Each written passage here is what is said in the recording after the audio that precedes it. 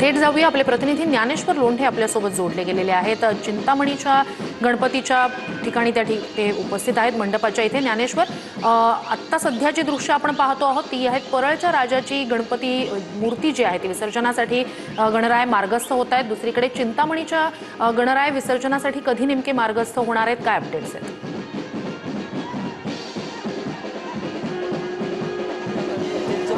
चिंतामणी गणपतीच्या दरबारात आहे। आपण बघतोय गेली 10 दिवस भक्तिभावानं पूजा केल्यानंतर आज खरं तर सगळ्या गणेश भक्तांसाठी जे आहे ते एक डोळे पाणावणारा क्षण म्हणावा लागेल। आणि आज जे आहे ते साधारणपणे 11 वाजता चिंतामणीची विसर्जन मिरवणूक निघणार आहे आणि त्यापूर्वी सकाळी 9:30 वाजता जे आहे ते या ठिकाणी उत्तर पूजा केली जाणार आहे। मुंबईतील एक जुना आणि मानाचा गणपती म्हणून जे आहे चिंतामणीकडे पाहिलं जातं। खरं तर 1920 साली या गणेश मंडळाची स्थापना झाली होती। यावर्षी या गणेश मंडळाने जे आहे ते जवळपास 105 वर्ष पूर्ण केलेत आणि अशा पद्धतीने जे आहे ते या ठिकाणी आपण विसर्जन मिरवणुकीची लगबग पाहतो। हे सगळे मंडळाचे कार्यकर्ते आहेत आणि आता सकाळी 11 वाजता जे आहे ते या ठिकाणाहून चिंतामणीच्या विसर्जन मिरवणुकीला सुरुवात होईल।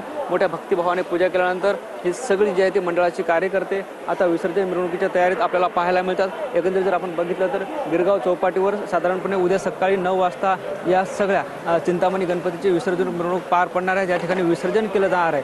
मात्र अशा पद्धतीने गेल्या 10 दिवस पूजा करून आज जे आहे ते या सगळ्या विसर्जनाची लगबग आपल्याला पाहायला मिळते।